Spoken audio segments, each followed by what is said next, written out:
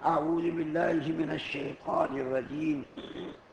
بسم الله الرحمن الرحيم. قد خلت من قبلكم سنن فسيروا في الأرض فانظروا كيف كان عاقبة المكذبين. هذا بيان للناس وهدى وموعظة للمتقين. بالتحقیق تم سے قبل مختلف طرق گزر چکے ہیں، تو تم روئے زمین پر چلو پھرو اور دیکھ لو کہ اخیر انجام تکذیب کرنے والوں کا کیسا ہوا۔ یہ بیان کافی ہے تمام لوگوں کے لیے، وہ اور ہدایت اور نصیحت خاص خدا سے ڈرنے والوں کے لیے۔ سورہ آل عمران کی 137 اور 138 دو نمبر کی آیت آپ کے سامنے پڑھی گئی ہے۔ پہلی آیت کریمہ میں اللہ تعالیٰ نے مسلمانوں کو تسلی دیتے ہوئے فرمایا کہ غزوہ احد کے موقع پر کافروں کو جو ضمنی طور پر کامیابی ہوئی، یہ ہمیشہ کی کامیابی نہیں ہے۔ یہ کامیابی اللہ تعالیٰ اس کو پھر جو ہے اس کی وہ کامیابی جو کافروں کو ملی ہے غزوہ احد کے موقع پر، اس کامیابی کو پھر سے اللہ بدل دیں گے، یعنی مسلمانوں کو پھر سے کامیاب کریں گے۔ اور ہمیشہ ہر زمانے میں ایک تو انبیاء کرام کے ماننے والوں کا گروپ رہا اور ایک انبیاء کرام کی مخالفت کرنے والوں کا گروپ رہا۔ انبیاء کرام کے ماننے والوں کو اللہ تعالیٰ نے ہمیشہ کامیاب کیا، اور احد کے موقع پر جو مسلمانوں کو ضمنی شکست ہوئی، اس شکست کو اللہ تعالیٰ فتح سے بدلیں گے۔ اور ایک گروپ ہمیشہ انبیاء کرام کی مخالفت کرنے والوں کا رہا اور ہر زمانے میں رہا۔ اور مسلمانوں سے اللہ تعالیٰ فرما رہے ہیں کہ تم روئے زمین پر چلو پھرو، دیکھو اللہ تعالیٰ نے جھٹلانے والوں کا کیسا انجام کیا۔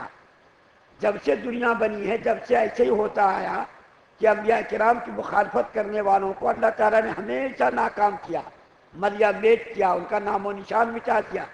البتہ ان کے جو باقیات ہیں، ان کی جو نشانیاں ہیں اور ان کی جو بڑی بڑی جو عمارتیں تھیں اور ان کی جو نشانیاں ہیں، آج بھی اللہ تعالیٰ نے ان کو برقرار رکھا ہے۔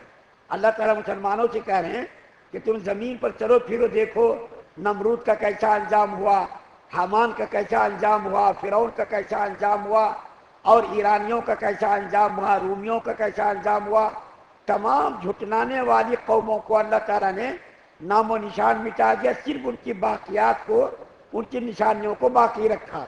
آج بھی دیکھیے ایرانی جو اپنے زمانے کی سپر پاور طاقت تھے، اللہ نے جو مسلمان جو بالکل کمزور، ہتھیاروں کے اعتبار سے بھی کمزور، تعداد کے اعتبار سے بھی کم، لیکن اللہ تعالیٰ نے انہی مسلمانوں کے ذریعے سے ایرانیوں کی سپر پاور طاقت کو پاش پاش کر دیا۔ اور اسی طریقے سے رومیوں کے ساتھ بھی ہوا، پہلی امتوں کے ساتھ بھی ہوا۔ قوم ہود کے ساتھ اللہ نے کیا معاملہ کیا، قوم سمود کے ساتھ اللہ تعالیٰ نے کیا معاملہ کیا، قوم لوط کے ساتھ اللہ تعالیٰ نے کیا معاملہ کیا، قوم صالح کے ساتھ اللہ تعالیٰ نے کیا معاملہ کیا، اور قوم نوح کے ساتھ اللہ تعالیٰ نے کیا معاملہ کیا۔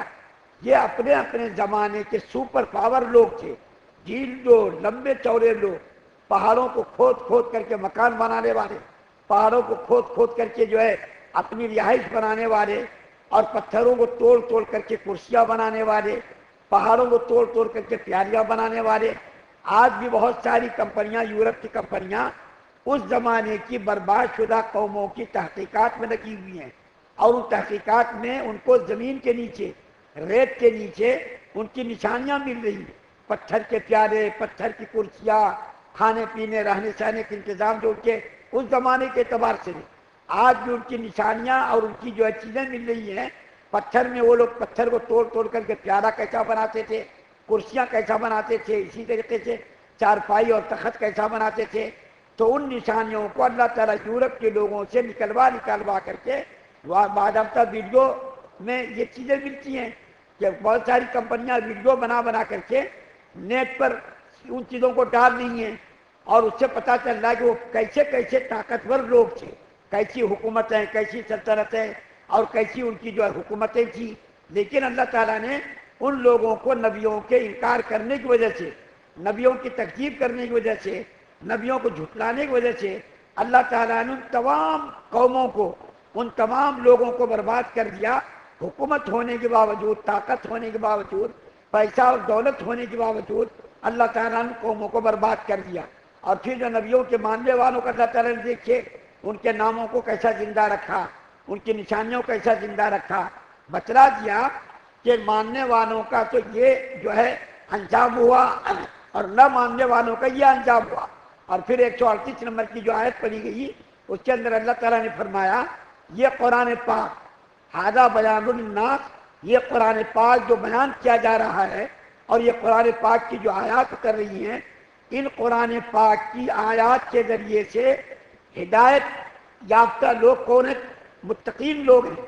اللہ تعالیٰ اس کے ذریعے سے قرآن آیات کے ذریعے سے متقین لوگوں کو ہدایت دیتا ہے، اور جو آدمی طلب کرتا ہے طلب کرنے والوں کو ہی ہدایت ملتی، اور جو طلب نہیں کرتا اور جو نہیں چاہتا اللہ ان کو ہدایت نہیں دیتے۔ مسلمان چونکہ ہدایت چاہتے ہیں اور متقی اور پرہیزگار لوگ ہیں، اس لیے یہ قرآن پاک مسلمانوں کے لیے، متقی کے لیے، پرہیزگار لوگوں کے لیے ہدایت ہے، موعظت ہے، نصیحت ہے۔ اللہ تعالیٰ سے دعا ہے کہ اللہ تعالیٰ ہم تمام مسلمانوں سے زیادہ عمل کرنے کی توفیق عطا فرمائے۔ سبحان اللہ و بحمدہ، سبحانک اللہم و بحمدک۔